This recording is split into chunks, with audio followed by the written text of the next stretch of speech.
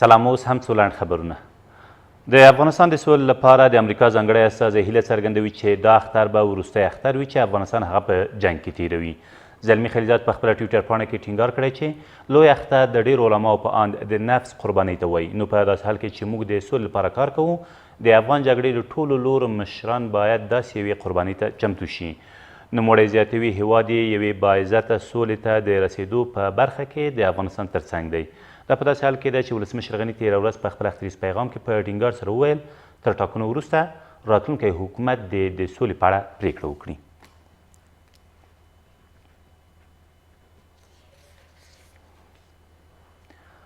له دې سره سم طالبانو ویلي چې له امریکا سره د خبرو اتم پړاو تېره شپه نږدې 2:30 بجې پای ته ورسېده. طالبانو په یوې اعلامیې کې دغه پړاو خبرې ګټورې بللي او زیاته کړې ده چې دواړو لورو هوکړه کړې چې د راتلونکو ګامونو په اړه هر لوری له خپلو مشرانو سره مشورې وکړي. یا د ډلې دغه پړاو خبرو د نورو جزئیاتو په اړه تر اوسه څه نه دي ویلي. د افغانستان برخلیک په کور دننه ټاکل کیږي او هیڅوک حق نه لري چې د هیواد په کورنیو چارو کې لاسوهنه وکړي. ولسمشر غني زیاتوي سوله یوازې د افغان حکومت او طالبانو ترمنځ شونې ده. ولسمشر ټینګار کوي چې شته حکومت د سولې په اړه وروستۍ پرېکړه نشي کولی. باید راتلونکی حکومت په دې اړه پرېکړه وکړي. ولسمشر غني تېره ورځ له افغان هندوانو او سکانو سره وکتل او له هغوی سره یې د اختر مبارکي وکړه. ښاغلي غني په دې کتنه کې چې په ارګ کې ترسره شوه افغان هندوانو او سکانو ته په خطاب کې وویل تاسې نور اقلیت نه یاست او د اساسي قانون له مخې له نورو هیوادوالو سره برابر حقونه لرئ. له دې سره سم ولسمشر غني د کابل ښاروالۍ د تنظیف ریاست، د اطفایې، اوبو رسولو، برېښنا شرکت، د ټرافیکو د عمومي ریاست او د ملي ټلویزیون د تخنیک برخې له کارکوونکو سره هم په جلا جلا کتنو کې د اختر مبارکي کړې ده. د ملي امنیت سلاکار د اختر په لومړۍ ورځ په غازي امان الله خان روغتون کې له بستر ټپیانو لیدنه وکړه. حمدالله محب دا ټپیان د هیواد او نظام ویاړونه وبلل او ټینګار وکړ چې قربانۍ به یې هېرې نشي. نوموړي اړوندو چارواکو ته لارښوونه وکړه چې په خپلو کارونو او د ټپیانو په درملنه کې تر پخوا لا جدي واوسي. او په هرات کې سږ کال د انګورو حاصلات د تېر کال پر تله 15 سلنه ډېر شوي دي. د یاد ولایت یو شمېر بڼوال وایي که څه هم تېر کال ولسمشر غني ژمنه کړې وه چې د هرات د بڼوالو حاصلات به د ځمکې او هوا له لارې بهرنیو هیوادونو ته ولېږدوي، خو تر اوسه دغه ژمنه نه ده عملي شوې. د هرات د کرنې ادارې مسؤلین په روان کال کې د بڼوالۍ وضعیت د قناعت وړ بولي او ټینګار کوي چې په روان کال کې څه باندې 115 میټریک ټن انګور په هرات کې تولید شوي او په اوس وخت کې په یاد ولایت کې د بڼوالۍ د ودې په برخه کې د لا ډېرو اسانتیاوو د رامنځته کېدو لپاره هڅې پیل شوي دي. چی طریقی صادرات میشه یا چی طریقی به اصطلاح تا حال صادرات نشده، این بحث کلانه که در سطح ملی به اصطلاح تصمیم گرفته میشه، نه در سطح یک مدیده کوچک در سطح اداره زراعت باشه. دا د هرات د انجیل ولسوالۍ په ختیځ کې د شادي جام کلی دی، هغه سیمه چې تر ټولو ډیر د انګورو بڼونه پکې دي.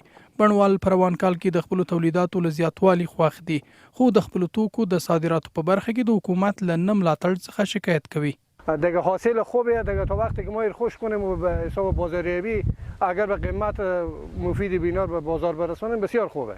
انواع اقسام انگور در این باغ‌ها وجود داره که میتونیم گفت که از این قسمت از اینا رو ما بازار میفروشیم، یا قسمت از اینا رو کشمش میکنیم و کشمش از اینا رو صادر میکنیم.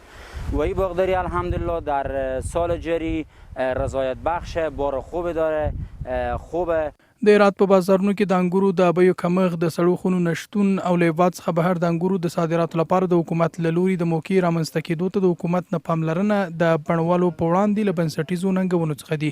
د یادو بڼوالو په وینا که څه هم ولسمشر غني تېر کال ژمنه کړې وه چې د یاد ولایت د میوو لپاره به له هېواد څخه بهر د لیږد لپاره موقع رامنځته کړي، خو تر اوسه د هېڅ هوایي کارګو په اړه معلومات نشته.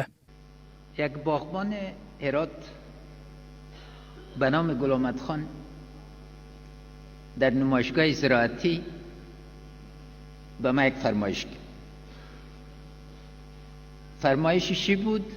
که کوریدور هوایی را استقبال میکنم، منتظر هستم که کوریدور زمینی باز شود. مبارک باد گلامت خان و مردم هرات.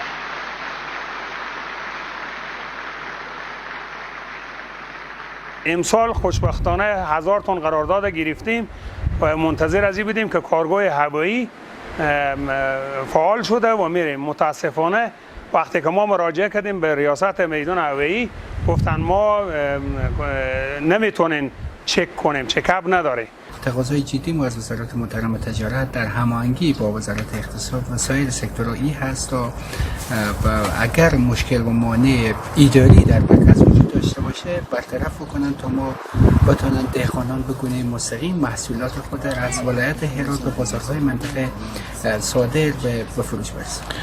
په هرات کې څه باندې 100 ډوله انګور شتون لري چې لال، فخري، میر احمدي، غلدانه، سنګک، حسیني، پوشنګي او خلیلي د یاد ولایت له مشهورو انګورو څخه دي.